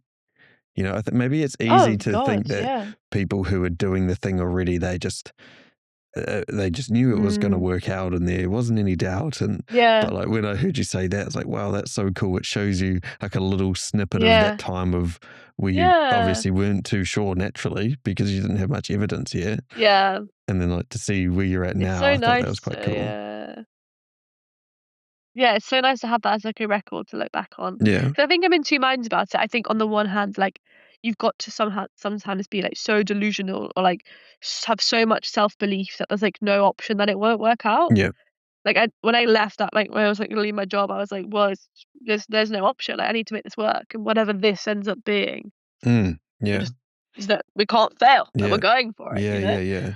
And I think when you're also like passionate about something, I think that was the first time that like the metrics kind of like were starting to back up like my like delusional self-belief. Yeah. Like, oh, I've got evidence now. And I was like, well, yeah, like, well, if one video can actually do alright and people enjoy it, that's the thing, like, it's more not necessarily views, but like the comments Yeah. of like people saying, "Oh, like I really enjoyed this," That or like resonates. "You've got an eye for it," or whatever. Yeah. I was like, "Oh, well, I've got something," and if I just work hard enough and just like refine this thing, then it's gonna work out because like clearly like it's good. Something's good enough. I think that's it. Once you just start working hard towards something, then it's gonna work. It's gonna work. Taking a But yeah, it step was a crazy lights up time. the next step, right? Like how like you've sort of talked a few times about having this idealized end state that you don't even know if that could be possible when you started. It's like take one step in that direction and then see what happens. Like you learn so much from taking one step in that direction. Yeah, definitely. And I still don't know what I'm doing. Like, some of them was like, "Oh, I don't really know where this is going," but like, "Oh, that sounds kind of fun. Maybe I start doing like some content for someone else." And cool. Yeah. Figure that out. Why not? See where that goes. Yeah. Yeah. So I can't remember what your question was. Yeah, same. What, yeah, what I did want to say on that solo South Africa video, one thing like me and Chloe were talking about it, and we're talking about the difference with being a female and a male and doing solo trips, especially in somewhere that's like is kind of notoriously dangerous. Like you speak to a lot of people and they'll warn you against it. What do you reckon like guys take for granted when it comes to solo traveling, or like maybe flip it? Like what things are sort of innate for you to consider when traveling solo that a guy wouldn't even consider? I think I think it's just like an inherent vulnerability. I think it's like the main thing that like if like you're a guy and someone if there's a group of guys around, like you probably can't defend yourself, right? But like if one person comes up to you and like they start like being a bit weird, you could probably defend yourself. Like you've got like a big enough like Yeah. that you could actually like. But I think for women, the idea of like attacking back someone would never cross our minds because there's like no point, right? So like, I True. think if I think it's like you question every single situation because you know that if this went south, there's very little you could do, and so it's like every situation kind of like puts you on edge. Like there was this one situation where like I didn't put it in the video like explicitly, but I was in that town, De Fleur, the one where like there was no food. Yeah. And I went to go that guy who you'd seen like the legs of him at like the pub. Yeah. So basically I went back because he was like, we'd had a little chat and I was like, oh, I'll go back and like sit there and have my food. And like, he was like, oh, you can get like a beer and stuff. And then we were like speaking and chatting and then he started like bringing me loads of drinks. Oh. And then I was like, Mm. and in that moment, it was like, it could have well been like harmless. Yeah. But there was no one else there. It was just him in this random little town. I had Wi-Fi, that was it. And in my head, I'm like spiraling. I'm like, he could turn off the Wi-Fi. I can't contact anyone. He's gonna get me drunk. He could spike my drink. And it's like all these things would then go through my head because I know that like, there's nothing I could do. And so like I think it's like situations like that where you just sort of like think about the worst possible situation because you know that like that could happen. Like I and, don't like, that think is a possibility. guy would keep bringing me drinks. And if he did, I'd be like, sweet, this is good. Free beers. Yeah, exactly. This is a different experience. Like you don't think you're gonna get like yeah. And so, like, yeah, I think it's, like, those situations where you just feel, like, vulnerable, I guess. Ooh, Mm, doggy's coming. And I think maybe also, like, it's a sense of, like, sometimes I don't wanna generalize too much, but, like, more just, like, my experience that guys will just, like, go and, like they get a bit more, like, confident to just go and, mm. like, do things and, like, ask for things and just kind of, like, be a bit more, like, Bit more nonchalant about it. gumption. Whereas, like, for a woman, it's yeah, it's a bit, like, less natural to, like, just go and, like, ask for something or try to make friends with someone because maybe, like, you think about what could happen if, like, it goes the wrong way or, Mm. like, they're a weird person or, like, It's like more at stake. you try to make friends with someone and then they, like, you know, Propose to you or then something. it turns out they're, like, well, yeah, Yeah. in the nicest Yeah. possible way, like, Yeah, yeah, yeah. you know? So I think there is just a lot of, like yeah, I think it's just a vulnerability thing Yeah. of, like, questioning everything and, like, knowing that you could potentially be, like, quite unsafe. Yeah. Would you say that you're a It's a scare of people, like, yeah, and there was that part, I'm not scared of tigers. that I mean, if they were close, it'd be I pretty am, but, scary. like Less risk though, like lower likelihood of it being a threat. yeah, but also to save men and women in those situations, right? Like, all of these other risks, like water, food, like, animals, nature, like, men and women, like, you're pretty parallel, right? Yeah, Whereas the threat from humanity is the one that you've really gotta it's worry very about, real. or, like, one that you do worry about. Yeah. What were you gonna say? Sorry, you said there was a part. Oh yeah, there was a part Or did where you say you that? said there was some guys like standing across the road, I Oh, think.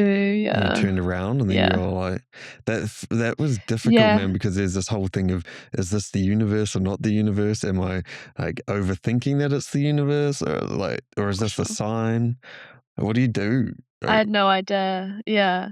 It was just really weird, like, I just had a weird, like, gut feeling as I was cycling on that road. They were literally just like I didn't really film it or explain it very well because I also didn't wanna, like, get my camera out because, like, I had a camera and, like, yeah, I didn't want it to be, like, like obvious you're a that I was target. carrying stuff. Yeah. Yeah, like, I'm already a target, like, I'm a fucking random cyclist in the middle of nowhere. Yeah.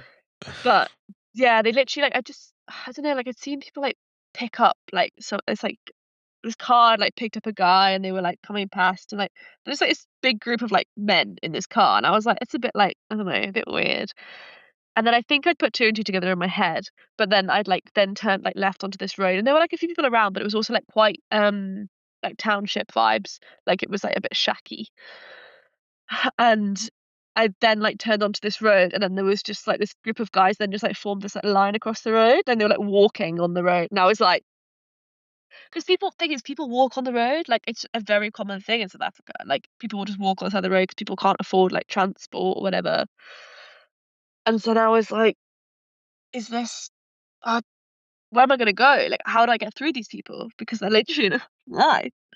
And so I just, at that point, was like, "I'm just gonna, like, swallow my look of embarrassment, and I'm gonna just pretend I'm going the wrong way. I'm just gonna turn around, and I'm gonna hang out on the main road for a bit, where there are a few cars, and just, like, chill." And then, yeah, that was when I was taking the vlog, like, Yeah. "What do I do?" Man. That was the only way I could go as well, like, there was no other way. I could have gone back on myself, back to, like, Jerusalem, but then, like, I would have then not done the trip, like, not done the thing I was supposed to be doing, which, like, Mhm. I was like, "No." Must do it. Yeah. Yeah. So then, yeah, eventually I just, like, yeeted it past that area, and I was oh my god, my heart rate was at 180 for, like, a good, like, 2 hours. Mhm. Yeah, you're always looking behind you. Literally. 'Cause I was on this, like, really rural gravel road, and I was like 'cause the thing is, like, if they'd then followed me, there's, like, the other things in my head. Like, if this group had then follows me onto this rural road, I'm a goner. Yeah. Like, What are you there's gonna no one do? here. Yeah. Yeah, like, I've got to be fair, I had phone service, so, like, I could have, like, called someone, and I was also, like, quite lucky that, like, my friend's dad, who I stayed with, he was, like, kinda looking out for me a bit, and, like, people had my location and stuff, so, like, it wouldn't have been long before someone knew something was wrong, but it's kinda too late at Yeah. that point, So the risk, you know? yeah. Even half an hour is a Yeah, long time. exactly. Yeah. So, yeah, it was a bit I was on edge. Yeah. No, that's It's fair. fine. I listened to this podcast and they were talking about this thing, and they coin it the adventurer's gene. And Oh, it yeah. it sort of it's sort of a bit headliney. It's actually more of like a spectrum of Um, how adventurous we are. But basically, they've isolated mm, this particular gene in people from back in the past who are, say, I don't know, a Viking who ended up in mm. Greenland or in North America. And so they've sort of coined That's this so term. cool. Yeah. So they've like, The adventure gene. yeah, the adventure gene. So they talk about how people Yeah. can be higher or lower in it. Like some people get way more Ah. or more dopamine or positive emotion from pursuing novel Mm. experiences, where some other people are just completely fine, like not leaving their hometown Oh, at all. And while you're wow. talking about that and obviously watching it too, it's just I feel like that's got to be you, man. Like I was going to ask, what is Yeah, it I that think so. like compels you to do something like that? And it feels like it's I've no almost, idea. yeah, I don't know, you're drawn, like it's like something in you. I just drawn to Yeah, it. I think I something I kind of like love and also hate about myself is that like I love novelty. yeah, Like I love being in a new place with new people. Not only new people, like, and also old people as well. Like I just love new things. yeah, Like it feels like shiny new yeah, objects. Like I'm in a new country, like get to go like visit something, or like oh, go to a new coffee shop. I'm gonna go to a new thing, yeah, new. And I kind of think eventually I'm gonna be like I can't settle down because I just love newness. yeah. What if you don't need to settle down? That's why I sort of love like my band. Huh? Sorry. What if you don't need to settle down? Well, I do think about this. I'm Yeah, like, I think I could actually live in a van for like a long time. I yeah. love it so much. I'm so stressed about it right now. I'm like, oh my god, Oh, yeah, hopefully it's fine. yeah. They haven't called you, obviously. No. No. But yeah, you should listen to that Uh, pod. I think the guy's actually written no. a book on it. Um, Alex Hutchinson Yeah. comes. I feel like that's his name, but Okay. yeah, super interesting. I just feel like that is you to a T. Interesting. Like you're always sort Yeah, of probably. compelled to want to do these adventures. Eh? Yeah. This is gonna be fun, you know? New Yeah, experience. yeah. Can't lose when the goals experience. Whoa, damn! You got all these taglines. That's deep, man. I think that's actually quite common on it. It's going around on Instagram at the moment. So, I'm just on TikTok. I haven't seen that one. Yeah. We've got different Yeah, algorithms. yeah. Really. Another thing really wanted to talk to you about is like your Mm. ability to push through difficult things. It's so Hmm. evident Oh that yeah. when you're cycling, whether it's a headwind or rain or a hill, or you don't know if you've got accommodation that night, or you don't know where you're going to get food from, or whether you're going to encounter Yeah. danger. Like, what is it, do you reckon, that, I don't know, allows you to get through these really Yeah. difficult things? I don't know. Doing other difficult things, to be honest. Yeah, no, that's Like, I good. think we've all got it in us. Like, I think we're designed to be able to do that. And I think probably a lot of us can do a lot more than we think, but we're Mhm. just not like challenged in those types of ways in our normal lives. Because like we're designed to survive, you know? And I also think maybe I just get a bit of a thrill from it. Because I think it's those moments where like you are so in the moment because you've got like an acute challenge that you need to deal with or an acute like problem. It means that you can't like think about anything else. Mhm. Like, this is your sole like focus. Like you get such like flow state from just like being in like survival mode or being like I need to just get there. I need to like do this thing. That it's actually like really nice. It's almost like liberating in a way. It's like we It is. eliminate all Yeah. other options and we just need to get there before it gets Yeah, it dark. is. Literally, it's like bike packing. What you do, you get up, you get on your bike and you just go. Yeah, And I think it's actually like in a way easier than like a normal life because there's just only one thing to deal with. You don't have to think about anything else. And it's actually really nice. And the challenges that come up on the way are just like obstacles and like problem solving in order to like get to where you want to be.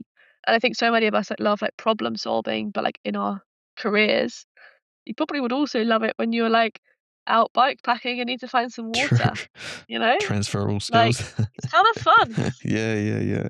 Oh, I'll go make friends with a stranger. Yeah, And like I just think it's like problem solving but in a fun yeah, maybe I just find it quite fun. yeah. We've been watching this program on Netflix. I don't know if you've seen it. It's called Outlast. Mm. Have you seen it? We didn't want to watch it because it Haven't. looked like some cheesy kind of American sort of show. And Yeah. I bet it's going to be kind of cringe. And we mentioned it to one of our mates, and he said, "No, it's actually worth watching." And we watched it and smashed a season out in like a week or two because it was so good. Huh. But exactly what you're saying. So they're one we watched, they're in the tropical jungle, and they're in a few different Oh, teams, and nice. they just have to survive. Yeah. So, and one team It's will fun. have fire, one team has shelter, and Yeah. one team is hunting, whatever. And then Yeah. they're there for a month. And what it made me realize as well, that's kind of the environment that we're actually designed for. It seems so simple when you wake up in the morning, we don't have any food, so we need to get some more food, or we need some Yeah. water, or it's going to rain today, so we need to build some shelter. It's almost like that in a way, like if you're doing a bike Yeah. No, packing it trip or really something, is. you're reducing everything Exactly how else. you describe it. Yeah. I feel so I feel so calm almost in those situations because the Hmm. threats are just normal threats or normal things to deal with. I think it's also added by most of the time we also have a bit of a backup. In these situations, I could always just call someone. I've got a phone. Yeah, I can go and find phone service and get myself out of the situation. So it's kind of risky, but also within the bounds of I should be all right. it's acceptable risk. Or being on a TV show. Yeah, yeah, They're yeah. not gonna let you starve, Yeah, are well, that's they? the thing. Like one dude, he passed out and fell in their fire. It was real bad, and obviously he got medevaced out. And I was asking Yeah. ChatGPT, I was like, "How real is this shit?" I bet you it's not. They clearly shave their faces and their No. legs and their armpits and stuff. And surprisingly, whether it's right or not, ChatGPT was Yeah. saying that they get things like toiletries, but they don't get anything that aids their survival, like food, water, shelter, That's fair. fire. I'm like, oh, okay. I was like, yeah, still don't know if that's true, but It kind of makes I like sense. to believe it because it makes the show better. Yeah. Yeah. I reckon it probably is. Yeah. It's really hard to fake that much of the show. Yeah. Um, Yeah. Maybe one last question. Did you just drop water yeah, everywhere? yeah. That wasn't the question. Um, what's on your radar for this year or the foreseeable, the next 6 months? Have you got any interesting trips or Yeah. anything coming up?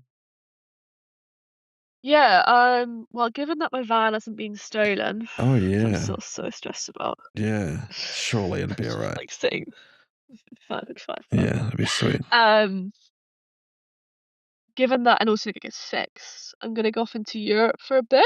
Sick. Got a few random things. I'm going to the US on a brand trip for a few days, which will be really cool because Oh I haven't really yeah, been to the US apart from Florida. yeah. But actual adventure trips. So I'm planning to do just go off into Europe in the van, just see what happens. My next YouTube video is going to be going into Europe in my van and Van just life. That's cool. Yeah. yeah, cycling and stuff. But I'm doing one big trip with a guy who I reached out to who does filmmaking stuff. We're gonna cycle around some of the big passes in Switzerland. And basically the Nice. two rules for the trip are we've got to get as high as we can on the bike in a towards the evening, and then we have to sleep at the highest point. So basically cycle up to the pass, Yeah. ditch your bike somewhere in a bush, hike up to the top of the mountain, sleep on the top of the Whoa. mountain, That sounds sick. and then come down and then do the next one. So that's gonna be fun. Um, and so I don't know when that's gonna be, August maybe. And then I'm potentially going to Taiwan or Oh, Kyrgyzstan with my friend Sarah, and wow. maybe Frankie as well. Two very Um, different locations. yeah, we were gonna put it to the fans Oh, and just oh, put it out to see the what they fans. want us Let the universe see where decide. they want us to go. Yeah, exactly. And then I don't know. After that, I'm not really sure. I might be going to Rwanda in January. Sick. Yeah, but no, I'm kind of just open to seeing what happens. I think I really want to just focus on my YouTube and just becoming as good of a filmmaker as I can be. Because I think also I actually my last content thing I need to actually add. I haven't got many ads basically from now. Nothing's really booked in apart from a couple, and so I've actually got a bit more free time and a bit less stress. I think something that I really struggle with is, like, trying to keep up with Instagram because I feel Mhm. like I have to be, like, posting, like, several times a week on Instagram, and also I'm not gonna put anything out that's not, like, good, and so, like, my reels that I make will take me, like, a week just to, like, think Yeah. of the bloody script And it's like 60 because seconds I or don't wanna something, put eh? It's anything out. insane, like, how Exactly. long that like, how much effort Yeah, they can take. exactly, and so I never really wanna put something out bad, but also it takes up so much time, and so I think I've, like, got a few things, but I probably just, like, put a bit less effort into Instagram. Now Mhm. that my YouTube's, like, doing quite well, which is good, Yeah. um, and just try to make that, like, my thing and not care as much about Instagram, um, which I'm excited about Yeah. Do you find long because I form just wanna put content more time into. yeah, it's, like, more liberating or Mm, something in a way versus, like, the short form, it feels yeah, like it's more of a grind, like you say, you have to be posting, like, 4 or yeah, 5 times a week, whatever, to stay in the algorithm, whereas I feel like YouTube kind of yes. I don't know, it doesn't have that sort of sense of pressure to it maybe. No, yeah, definitely. Yeah, completely.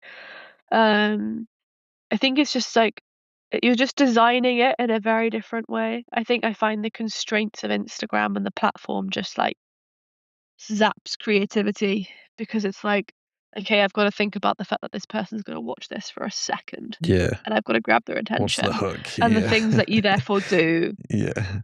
like you're not creating emotion, you're not creating inspiration, you're just creating like you're playing the It's like game. stealing And like attention. I do play the game. Mhm. Yeah. And I feel like you've got to sometimes, so, like, you've gotta play the game in order to, like, get reach and stuff, and, like, so much has come from playing the game, Mhm. but it's not what I'm passionate about, and I don't think it's really what the world needs. Yeah. Yeah, that's fair. So, like, I don't really like playing it. Yeah. One thing I reckon you Whereas do long form, like yeah, sorry, I was just gonna say one thing you do really well, I reckon, with your YouTube videos is yeah. you don't make them super linear. I think it's real easy when you're doing Mm, something like a cycling yeah, journey to just simply uh, document, "Today I woke up and now I'm cycling 10 Ks. I've cycled mm, 10 Ks and now I'm having a coffee." And, it's real easy to just sort of do this really mm, sequential thing, whereas I don't know, mm, yours are much more creative, and you get so many in between shots and so much B-roll, and you mm, might start in yeah. the middle, but then you'll come back to the start of the story. I don't know, it's way more engaging to watch, and it's just more Yeah, creative too, like rather than like yeah, just going A, B, C, D.